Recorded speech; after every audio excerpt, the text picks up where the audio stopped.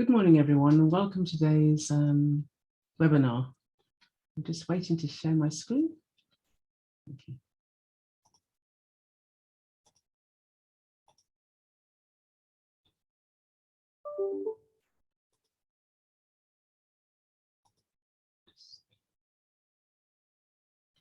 Okay, so welcome.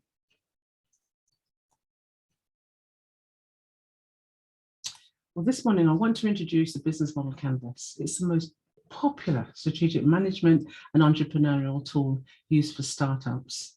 Well, my name's Elsa Caleb, and I'm here to take you through the business model canvas this morning. Now, the tool can be used to evaluate your current business model and to launch new products and services and for selling online. We at Branduin have had over 6,000 businesses that have benefited from our various programs, which has led to the expansion of the businesses and job creation. Now, Branduin is a single source of support. We're made up of generalists and specialists that can be from marketing, sales, project management, bids, IT, accountancy, and finance, just to name a few. Whatever you as a business owner needs for your business, Branduin is here to help. Now, our contracts are usually through third parties, as you see, through local councils and local chambers of commerce. Now, they know the areas of businesses and they know what the businesses need in relation to support. They identify the funding and we deliver the relevant services that meets the needs of the businesses. We're all experienced advisors who run our own businesses and have all gone through the due diligence process. And we know the landscape in which we're working in. So today, if you're looking to get bids through the local authority or through large organizations, well, you're definitely in the right place. Okay. As I said, my name's Elsa Caleb, and I've been enjoying developing businesses for over 30 years. And I've been running my business for just over, 27 years. I've worked with a wide range of industries and I'm known for increasing the bottom line. I've enjoyed consulting with a lot of organizations, whether it be startup loans, British Business Bank, local authorities, and also, enterprise agencies such as Portobello Business Trust. My passion is simplifying the maze of running and developing a business. So today, we will embrace the business model canvas from a strategic and also an innovative level.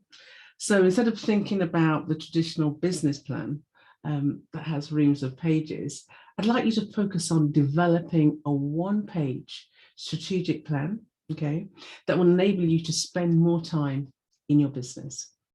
As you see, I'll introduce you to the model, then explore the framework. You will have the opportunity to start to develop your own bespoke model canvas and get a feel as to how it will save you time. Okay, so yes, this is the business model canvas, which is ideal if you have a new idea or if you have something in place already and wish to change it, or if you want to pivot your current business. It's an ideal tool that you can use to evaluate where you are now, where you want to be by developing a realistic strategy. Okay, so the right side focuses on the customer, which is outward looking, and the left focuses on the business. In other words, what you need to do, which is inward looking to prepare yourselves for the changes. And what's interesting is that whether it's outward or inward looking, okay, they both meet around the value proposition, which is the exchange of value between your business and your customer or clients. Okay, now the business needs to be looked, I'll say, through four lenses. Okay, we'll start with desirability, number one. Yeah, do you have a product or service that is desirable to customers? There are times that you might see or experience something that you suddenly think, that's a good idea. Have you done the research? Have you tested the market? Do you know if there is demand for what you want to offer? There's numerous times people want to start a business because of a personal experience. Also, you usually hear, oh, that must be a good idea because no one's done it yet. There could be a good reason why it hasn't been done. Okay. And now let's look at feasibility. Is it feasible? Do you have the skills and experience, could be partnerships, or even the technology to make it happen? Can you build it? Can you deliver it? Can you make it happen? Viability. Is it viable? Can you make enough money to cover your cost and still make a profit? And lastly, adaptability. Can you adapt what you offer to the needs of your customers? Can you compete? Okay, here I'd say closely look at your unique selling proposition or a sustainable advantage.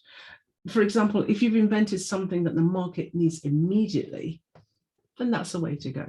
I mean, let's take Zoom, for example. The firm's sales in the last 3 months of 2020 were up by 370% compared to the same period in 2019, hitting $882.5 million. That's the difference. So what's interesting about these lenses, that if you are, say, a startup business, you could start the business on maybe 3 of the lenses, but you would not be able to survive for long. But your business, for it to be sustainable, would need to have all 4 lenses. So by using this model, it will help you to go from gut-based to actually evidence-based ideas. Okay, so what we're going to do now is go through this and the business model canvas in a bit of detail. Okay, I think I have some things in the chat. Okay. So customer segment. Who are your customers? Are they split into groups, sectors, specialized markets? What about the demographics? Okay. Number 2, you'll see is the value proposition. If I can get my cursor there. Oh, I've got problems. Okay. Number 2, value proposition. What is the value you deliver to your customers? What's the customer need that your value proposition addresses? The ease with which your customer can find and buy a product. And it's also about the customer experience. Do you offer product quality? And also, do you deliver clear values? You need to come over as if you're trustworthy. You've got to have a trustworthy brand. You know, the image has to be so trustworthy that as soon as people click into it, they feel comfortable. And that's for all online platforms, whether it be websites and social media. Ensure that everything is standardized from start to finish. Number 3, your revenue streams. This is the way you earn money from the various segments, you know, the various income streams. Ensure at the end of the day you make a profit. You've also got to identify which products that you offer are more profitable than others. Would there be more traffic on social media or any other platform, whether it be Shopify or something very similar? Consider direct sales, advertising, renting, subscriptions. They're all income generation areas. Look at licenses, commissions, fee-based. Work out which ones are more profitable. And think about things like consulting fees, because that's, again, another income stream. And then you've got your channels. What channel will you use? Could be an online shop, marketplaces like Amazon, social media platforms that sell products. We've got Facebook, Instagram, depending on where your customers shop. The online sales, the channels, you've got your omni-channel approach for e-commerce. That's a multi-channel approach. That's usually seamless and it's effortless, but it's high quality. It gives the customer a good customer experience, whether you're shopping online or from a laptop or mobile, even a shop, you know, it should be seamless. There's also the advertising via the media. You've got reviews, ratings, brand communication channels. Okay, and then you've got your customer relationships just here. How will you relate with each customer group? How will your customers, okay, engage or interact with your, how will you interact with your customers and engage with them to improve their customer experience? Don't forget you've got online and email as well. Encourage loyalty through your customer service. Customized assistance is also important, and it's whether or not you're going to take the time to make it a tailor-made assistance. You know, think of things like helpful materials, tutorials, videos, guides, customer communities where the information, the resources are shared amongst members. Okay.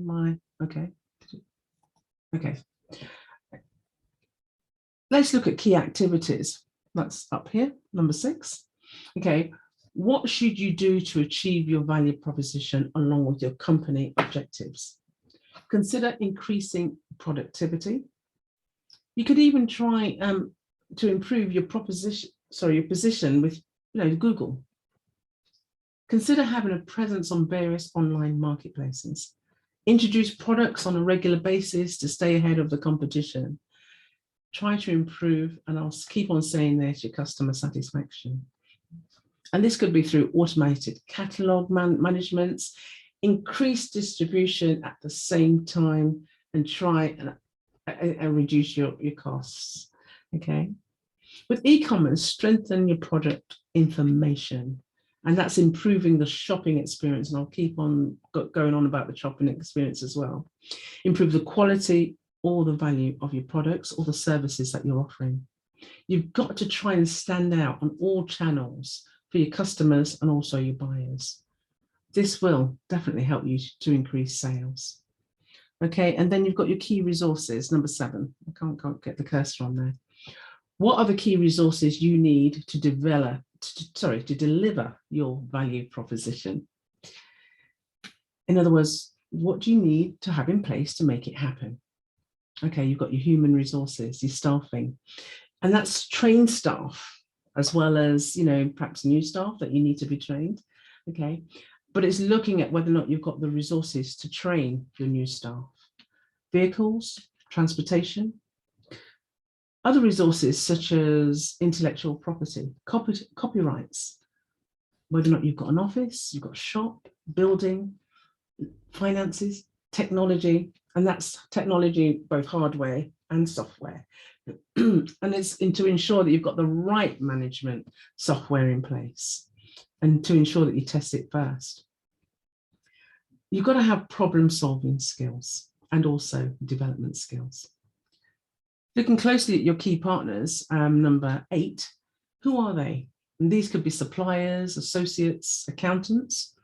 It could be the relationships that you have with other businesses, joint partnerships, retail partners.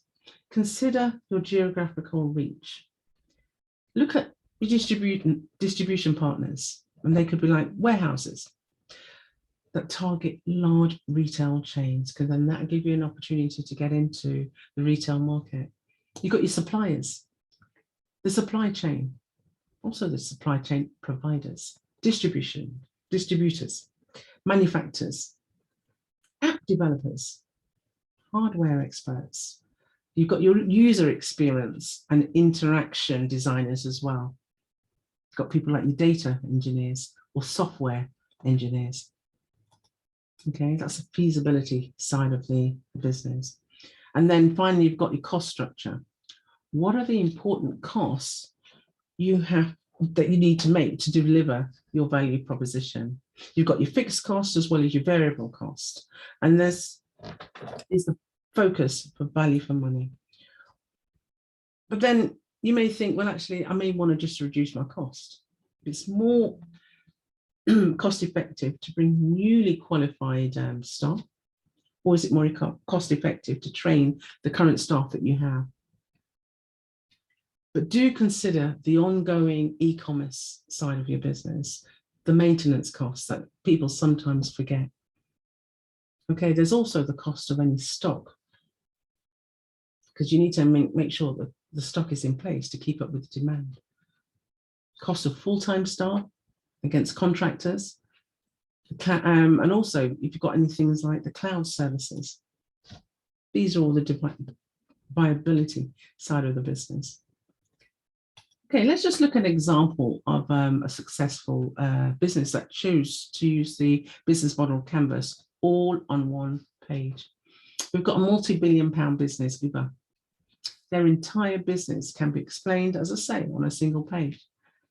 Okay, here the grey shaded areas relate to customers, okay, and the green areas refer to the drivers. So let's take number one, customer segments. You've got your riders, the people, you know, who need the ride, us, and then you've got your drivers, the people who want to earn money driving. And then number two, skip over to the value proposition. They have actually thought through how the customers would benefit. They've got a platform to connect riders with the drivers, anywhere, anytime. It's easy, the easiest way around. You've got low cost luxury, and they offer various levels of service. Now, the green areas allows the drivers to earn money when they want. And then number three, the revenue streams at the bottom there. There's two simple areas. They charge by the mile, etc. They also, when you want to travel to places like the airport and the because that's a longer distance, so therefore the price would actually increase. And then they also look at your prime times and at weekends. So the prices do actually vary depending on the time of booking. And number four, the channels. Now this is interesting because both the customer and the driver uses an app to connect. Number five, customer relationships. It has a clear rating system, and it's an ideal way to evaluate your business. So it's good that they can actually ensure that they know what the customer needs on a regular basis. Number six, your key activities.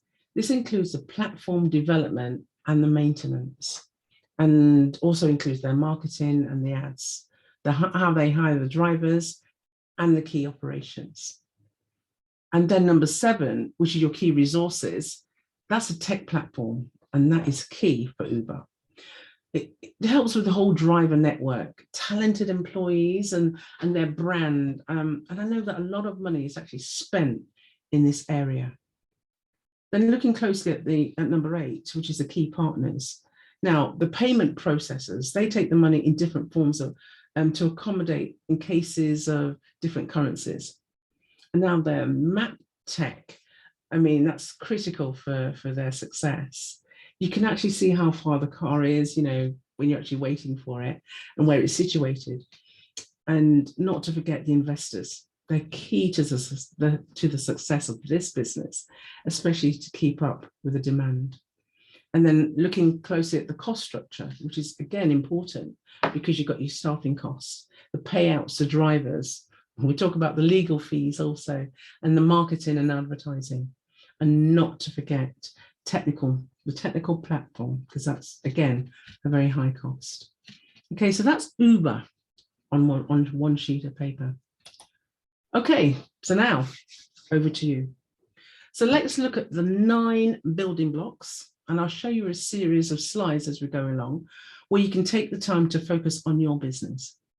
Please ensure that you've got a notebook or a piece of paper. If you prefer, you can create your own canvas, you know, by having the 9 building blocks separately. Let's make it practical and interactive. I'll give you roughly about a minute for you to write down your thoughts on each building block. Okay, so let's begin. Let's start again with customer segments. Now, the questions I'll ask here: for whom are we creating value, and who are our most important customers, clients, or users? Let me just put the questions up there. Okay, now our customers are precious. So ensure that you have a profitable customers, right? May need to survive a long term for you and your business. And they can be identified here by using, you've got your business to business, you've got your business to consumer, and you can also have your business to groups. So let's just spend 1 minute now just for you to write down the customer segments. Okay, and number 1 of your business model canvas. Okay, so I'll give you about a minute just to go through that. Okay. Be confident that you're clear which customer segments you serve. Okay.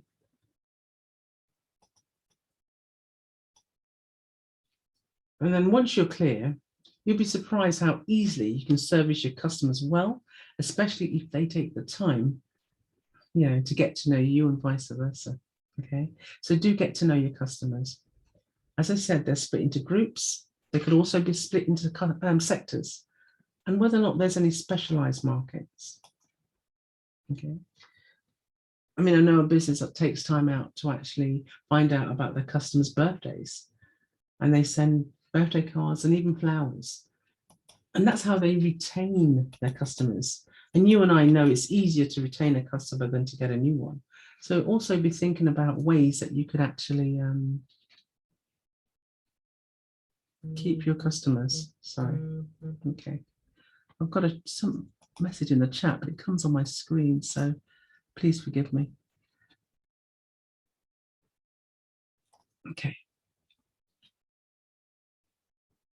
All right. And don't forget, on even from a customer point of view, the local authorities, okay, can also be customers, because that's where you get your bids and your tenders. So let's not forget that as well.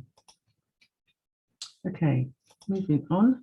For number 2, the questions are, what is the value you deliver to your customers? Which one of your customers' problems are you helping to solve? Okay, which jobs are you helping the customer to get done? And which customer needs are you satisfying? Okay, I'll bring those questions up. Okay, what bundles of products and services are we offering to each segment? Okay, think through what jobs need to be done from a product perspective and also any services that you offer. What is the customer's need that your value proposition addresses? Let me give you a minute to actually go through that. Okay. So drop that down. Think through the ease in which your customer can find and buy your product and your service. Don't forget, you need to offer product quality, deliver clear values.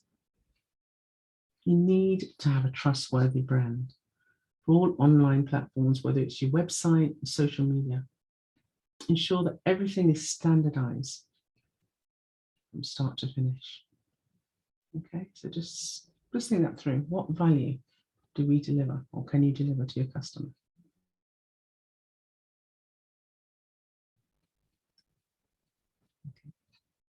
Okay, my problem is the chat comes up on my screen, so I'm going to find it difficult to keep answering it. So let me see what we can do. Okay. And that's my colleague says, if you want to put your answers in the chat, it just means that it'll come up on the screen at the same time. So you can either, as I say, put it on your sheet of paper or put it in the chat. So I'll read it out. Thank you. Okay, let's just move on to the number 3, the revenue streams. So what value, the questions I'll ask here, what value is each customer segment really willing to pay? How would they prefer to pay? And how much does each revenue stream contribute to overall revenues in terms of percentages of the total? Okay, so I'll just bring those questions up also. Okay, so what value are the customers willing to pay? Let me give you a minute to start writing these down. Okay, now this can be transactional.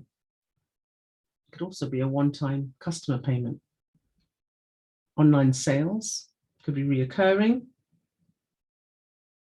Yeah, think of things like subscriptions or a contract.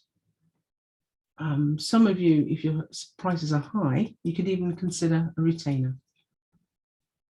And it could be a contract with specific payment terms, so you actually meet the needs of the customers and where they're at. What do customers currently pay? What is your revenue model? What are the pricing tactics? I believe that each business needs at least 3 to 4 income streams or revenue streams, and that would actually assist with cash flow. So for example, you could be a bakery offering various baking products or baked products. Why not offer training courses? Yeah, for groups or individuals. Okay. Or consider even a cookery book. You can also do talks and demonstrations. That's also income streams. Okay, having various income streams, very useful. And also, as I say, helps with cash flow. The way you earn money from the various segments and various income streams ensure at the end of the day that you're actually making a profit. And then you can also identify which products are profitable, yeah, and which are not. Okay, would there be more traffic going to your social media, or more? Do you need perhaps more platforms like Shopify, etc.? Think about your direct sales, your advertising, your renting, your subscriptions, licenses, commissions, fee-based work. Think about things like, as I said earlier, your consulting fees. Okay, just look in the chat.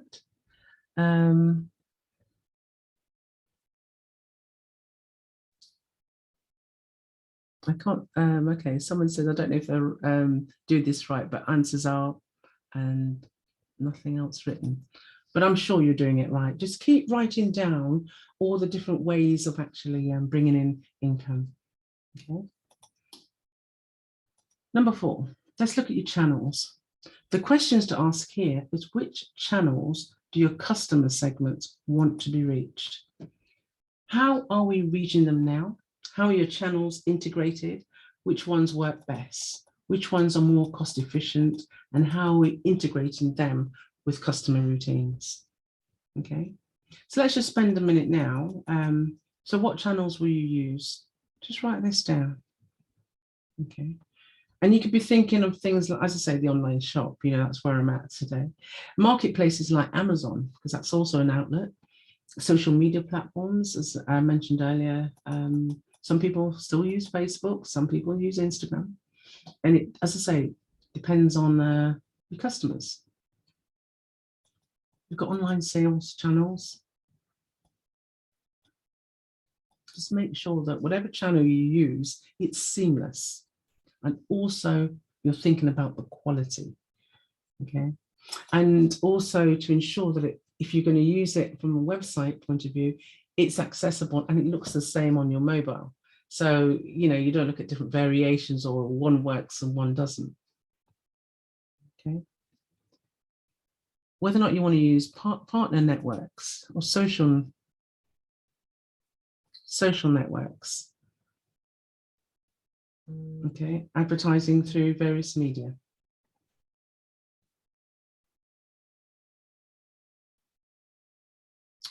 Okay, number 5. The questions: what type of relationship does each customer segment expect us to establish and maintain with them?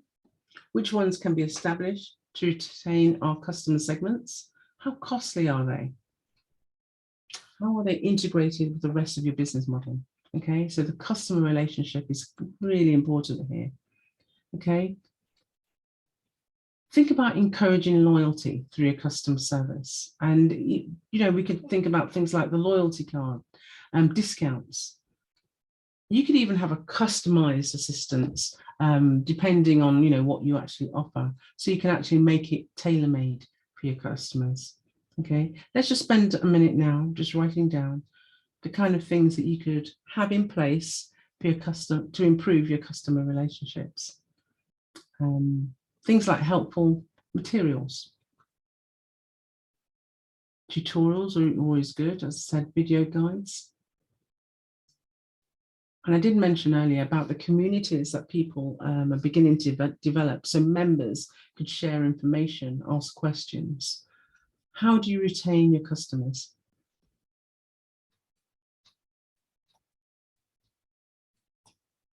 Yeah, it's all about growing your customer base. And also, as I say, keeping that relationship going.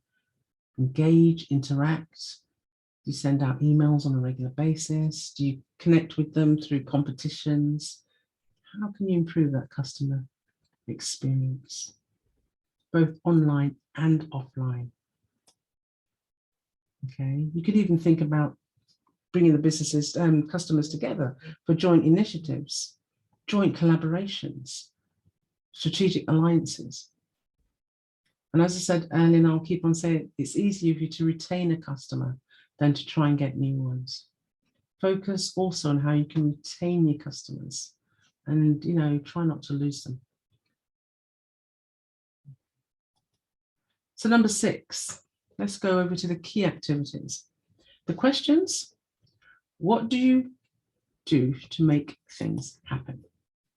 What problem are you solving? What key activities are you required to deliver to ensure that you cover or address your value proposition, your distribution channels, your customer relationships, and also your revenue streams? So you're constantly thinking about these areas all the time. What should you do to achieve value? Okay, and make sure it actually matches with how your company operates. So I'll give you a minute now just to write some things down. Don't forget, you're increasing your production. You're trying to stay ahead of your competitors. You could, as I say, position yourself higher in the Google.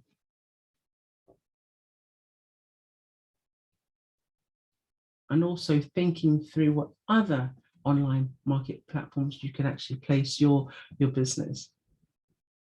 Okay.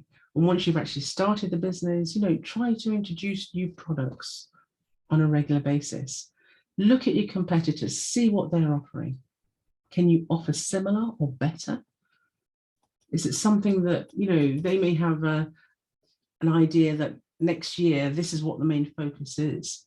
Can you do the research to ensure that you are ahead of the market? Also, continue to think through how can you constantly improve this customer satisfaction. It's ongoing. Okay. Improving the customer's shopping experience, online, offline. And don't forget, at the end of the day, it's for you to try and stand out on all channels. And the main thing, to increase your sales. That's what we're here for. Looking closely at number 7, your key resources. Again, the questions are: what key resources are required by your value proposition, distribution channels, customer relationships, and your revenue streams? So here, let's spend a minute. What are the most important resources that you need to be able to offer the services or the products your company currently provides or you plan to provide? I'll give you a minute now to write down your key resources. And let me just remind you what they are. Remember the staffing, human resources, whether or not, they could be trained, or whether or not you're going to, train them when they actually become a member of a part of your team. It's whether or not you've got offices and shops and buildings, whether or not they're leased or you bought them outright. Okay. Key resources also include intellectual property, vehicles, technology. Yeah, technology now is really a major area in our businesses, and it's whether or not you need to have even upgrade what you currently have. Yeah, but it's to ensure that your key resources work well. Okay, you're solving a problem. Don't forget that. Make sure that you're also constantly developing your skills as well as the skills of your members of staff. Okay. You may at this time want to evaluate some of your current resources and even evaluate where the business currently is, whether or not you want to outsource certain areas of what you do. And that could actually help reduce some of your costs. Okay, so make it more cost effective. So bringing in partners and working together not only helps you, but also grows the business as well. So again, another key area to consider. And that just moves me clearly onto key partners. And the questions are: who are your key partners? Also, who are your key suppliers? Which key resource are you acquiring from partners? And which key activities do partners perform for us? So look at the different type of networks that you're a part of, and that you know, and see if you can develop additional opportunities. Okay, let's take a minute to jot those down. As I say, joint partnership, and it could be even from retail partners. And also consider your geographical reach. If you want to, you know, spread your business wider afield, try and develop relationships in different areas. Okay, and have a partner there working on your behalf. Don't forget associates. That's how some consultants actually build their business and expand, and their skills complement each other. So therefore, you appear to be bigger than what you are. So when you're putting together bits, you can see that, you know, collectively you have all the skills and experiences to actually satisfy the contract. Okay, and with the years of experience that you all provide, of course, you know, it's a safer how can I say, involvement as well. So seriously consider joint bids. Okay, your suppliers, strengthen those relationships with your suppliers. Don't forget, you could get good references, which actually helps when you're actually submitting contracts. And it's worth developing long term. You can also get reduced costs. Yeah, you can reduce your costs by, you know, getting to know your suppliers. Also think through your decision makers, strategic alliances, where the relationships could be built, and it could even be your competitors.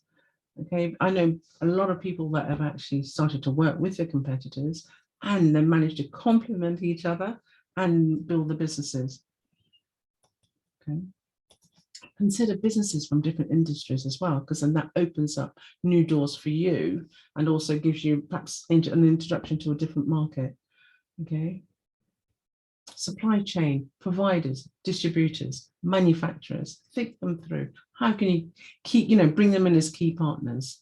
Okay, and where you haven't got the necessary skills, okay, people tend to buy them in, but why not think long term, develop relationship and think, well, okay, we can do X, Y, and Z together. Let's just think through and explore what the possibilities are.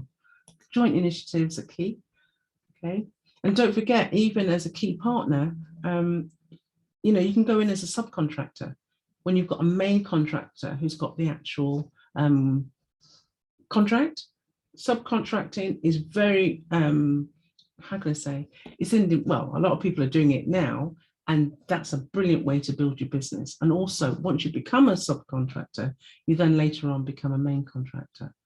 But at the same time, don't forget, you've got to try and reduce the risks. Okay, and then finally, number 9, the cost structure. Let's bring the questions up here. What are the most important costs inherent in your business model? Which key resources are expensive? And which key activities are most expensive? Okay, let me give you a minute now just to write that down. Think through things like fixed and variable costs. Is the focus value for money, or is it to reduce costs? And, you know, you weigh that up as to, you know, which one best suits your business. Is it more cost effective to bring in your qualified staff or to train your current ones? I mentioned that earlier.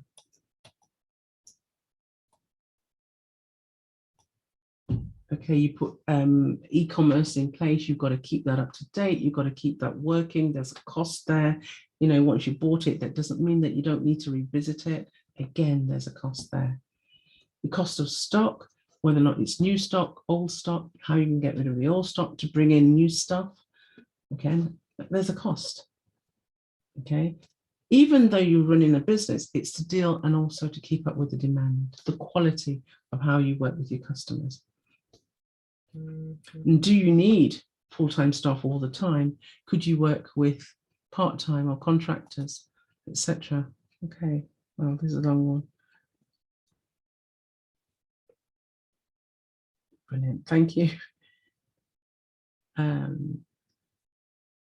Yeah, Thank you for putting that in the chat. It actually is a detailed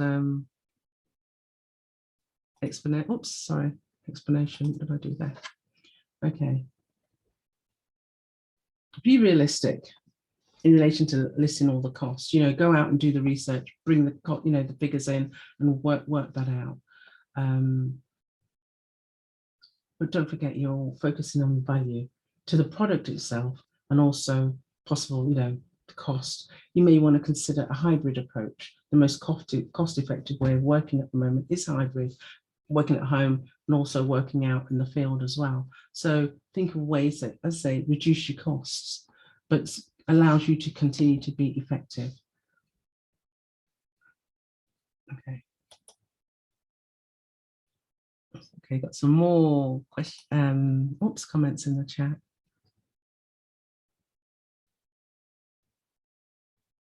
Okay, let me just turn that off. Okay.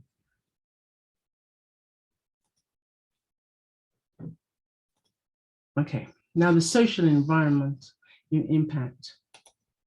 Let me just bring this up.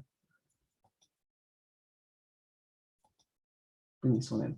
When bidding for contracts, it is becoming more important to include how you demonstrate social and environmental impacts.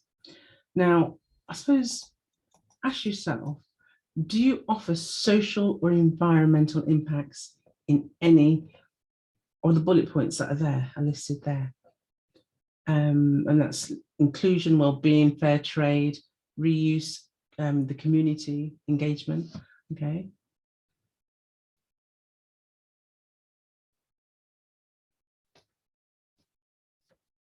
If you've got commercial customers, are they impacted in a slightly different way? Okay, so we've got 3 layers here, and this is where you can look at the social environmental in a more in-depth way. You've got your economic layer, your environmental layer, and the social layer. Put yourselves in that position on a personal level. How would you operate on a daily basis? I mean, for example, buying fair trade. How do you do your part within the environment? What about eco-friendly or even community engagement? By doing what you do, how can you impact your customers? You have a better chance of winning business if you can clearly demonstrate how you build social value with your business. It affects your business. It also affects the community and the environment. What are you going to do to give back to ensure that you actually have an impact with regards to the commercial side of things and also your customers? And also this actually works well when you're putting in bids, because it's becoming, how can I say, a really strong area within the bidding process that they would, local authorities and also large organizations want to see. Okay, it's all about giving back. How is your business actually involved from a social and environmental point of view? Okay. Now, as I say, these are the 9 building blocks. They're interdependent, and I'm going to show you how. You can't, well, so it's your strategy. You just got to make sure that they all come together. Yeah. They do not operate in isolation. Okay. And you'll find that the business model helps you to evaluate and develop a strategy which is clear and beneficial for your business. Okay, so let's move on. And don't forget, yeah, it's all about the strategy. Yeah, this is your business model all on one page. So I'd say to you, whether or not you're in business and you want to develop the business, or you're just starting in business, this is definitely the best place to start. Building your strategy, the way that you want to do it, you can test it, do the research, and make sure that it's viable and sustainable. Let's just move over to a couple of case studies. Here we have a case study of Ruth Ann and Ian. They're based in Ealing. They attended our workshops and took advantage of our one-to-ones that were being offered. Now, we were able to help them and help clean up their finances at the same time, but their main focus was on the circular economy. Do you remember we talked about the social and environmental side? This in turn increased their sales by partnering with other trade suppliers. So that partnership is key. And in relation to our case study number 2, this is another case study with Sarah, who's receiving an award on behalf of her business. Not only did Sarah benefit from the program, but we're able to equip with confidence and skills and information, along with the relevant processes in place to win bids. Sarah grew her business by becoming a subcontractor to a main contractor. And it was then she was able to access bids in her own right. So if you're a startup business, seriously considering subcontracting as a way in, just to get your name out there, joint collaborations by the way of actually growing your business. And then as you grow, you'll have the confidence to go for contracts direct. Directly. So to summarize, our business model canvas is a strategic management tool that will help you to visualize what it is that you want. And at the same time, by doing the research, it gives you the opportunity to reinvent yourself. It also helps you to describe how you're going to create value. So you spend the time in the value proposition section and see how it crosses each sectors. Okay. Don't forget, it helps you to develop, adapt any kind of idea, especially if you're introducing new products and new services. Okay.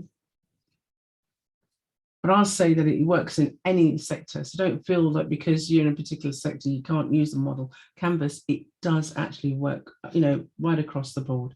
It is a business plan, one-page business plan, of which if you needed to go for finances, you can develop it further to actually put together the detailed business plan, which most funders or loan, organizations prefer. Okay, it's also a pitch deck if you want to help, just quickly put everything down on one sheet of paper to help you with the pitching, financial forecasts, and even to secure investments. But don't forget, at the end of the day, you're here to actually try and win new business. Okay.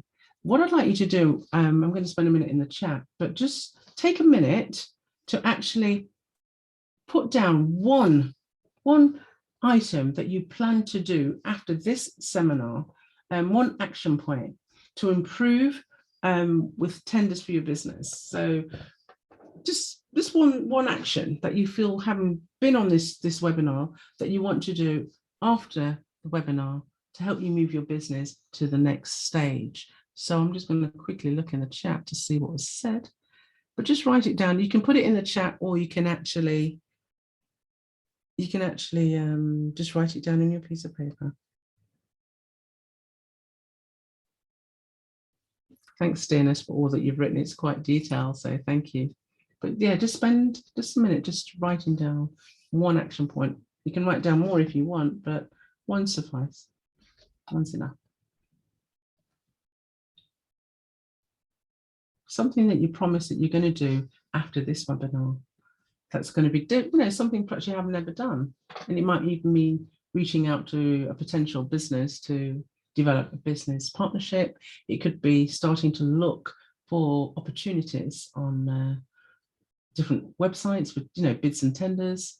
It could be even deciding to reevaluate where the business is on a regular basis, quarterly basis. Okay, so, you've not shared it in the chat, but I'm hoping that you've actually put something down on a piece of paper. Okay, so let's move on. This is where you can find some of the opportunities. Okay, so you've got your local authority, Hammersmith, and then it's slightly wider for the London area, and then on a national basis as well. So you'll find that with the London and the national, that's an ideal way to grow your business. So here are some links. And don't forget, you can also Google for opportunities as well. Okay, we will actually be sending the slides out, so you'll have access to the slide. Now, under Hammersmith and Fulham, what's interesting is their council spend. This slide actually shows where the focus is for Hammersmith and Fulham. Look at the 10 categories and see how you can position yourself for a contract, either as a main contractor or a subcontractor. And you see that they're quite varied. Some people always feel, they're quite narrow opportunities, but you'll notice now that they are quite varied So see which categories you best fit into. Okay. Now the sectors, here's a split of top 5 categories of the business sectors that they focus on. Please note the actual breakdown. So again, if you feel that you work in that industry, that's great. Do you know people that work in the industry that you could partner with? Again, just make a note of the different sectors. Okay, very useful. Okay, look closely at the spend of these 8 categories. And you can see human health and social activities, other types of activities. And what's interesting is the arts and entertainments and recreation that people sometimes forget. So if you fit, or you feel that you could, adapt what you do to fit into those categories, please do. And education, which is a vast area, don't forget education, because that's, from, in the classroom to actually supplying on a regular basis. That could be any form of products, services, etc. So something for you to think through and not to limit yourself.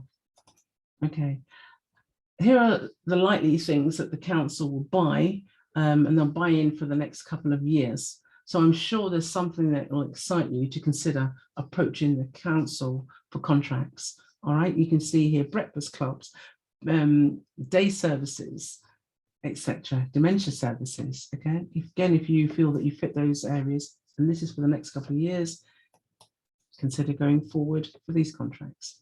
Again, here's some more. As I say, we're sending out the slides, so forgive me for rushing through the actual items here. But again, business development, whether it's skills, training, companies, housing, estate services. Look at the blue badge enforcement, things like that, house delivery, everyday activities where you could perhaps fall in line.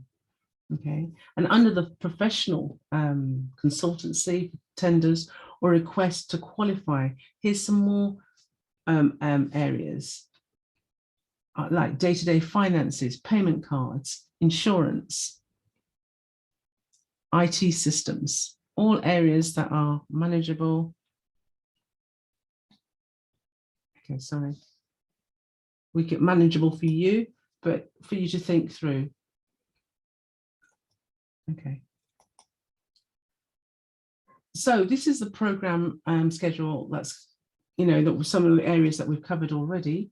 But from the 14th of April, we've got the design and develop, that's products, services for procurement, and my colleague Nigel will be delivering that. 21st of April, project management, bid submission process. You'll get to meet Tony, and this is where I'll say to you, you want to know how to do it, Tony will definitely break this down for you. On the 4th of May, market to tier 1 and tier 2 suppliers. This is business to business. Again, if you're not familiar with the various tiers, come and have a look, meet Nicola, and she'll explain what the tier system is all about. Again, this is where you start looking as coming in perhaps as a subcontractor, and then if you can, you're large enough to come in as a main contractor, at least you'll understand the various tiers. Okay, the 9th of May, circular economy, which I say is very important at the moment. It's key. Developing key partnerships that I keep on talking about. We've got Tony again, and also Nelza, our managing director, who will be actually talking through that process. And then on the 8th of June, writing public sector bids and tenders. My colleague Nosha will actually take you through the actual process, which if you're not familiar with, it's worth actually going through and getting familiar with this, because this is a long time, I'll say it's a long time aim to grow your business. So get to know how to write public sector bids and tenders. And then on the 21st of June, we all meet at the buyer event at the town hall, where you have lots of opportunities to actually see what the local authority plus large organisations in the area where they actually need your assistance, your products, your services. Okay, not to forget, with the whole of this program, we actually offer one-to-one support. So don't forget to sign up for the one-to-one support with my colleague Nosha and the team. This is where they're able to go through what you need to assist you to take you forward and to the next level. Okay, so I just want to say thank you at this point for getting to understand and allow me to share the business model canvas. Do you have any questions or anything that you want to ask at this stage, at this point? Okay, sorry. Just looking at the the 19th of May is for the question that's in the chat. So just to recap and to ensure that you're ready for the next step, take the time to look at where your business is now, where your business wants to go, or where you want the business to go. Look at the opportunities that are available for you. At the end of the day, we do have a series of webinars, and we want to continue to service you and to support you in your business venture. So don't feel that you're actually by yourself having to struggle through to grow your business. The business model canvas is the ideal way, as I say, to just put all your ideas on paper, even from a team point of view. Bring members of staff together, bring business associates together, and see how you can do this together, because no business is an island. We all need one another, and the opportunities are actually out there. So I'll just say thank you very much again. And if you've got any questions, which I can't see any at the moment, please put them in the chat. But I wish you all the best. Do try and come to all the other webinars, and don't forget, we do actually have the recordings. So if you miss any or you want to go through any over again, you can do. So we'll send you the link for the recordings along with the slides. So thanks very much. As I say, my name is Elsa Caleb, representing Branduin. We have a team of advisors that can support you in any sector and also any stage of your business. So thanks very much, and look forward to seeing you at the next webinar. Thank you. Thank you very much.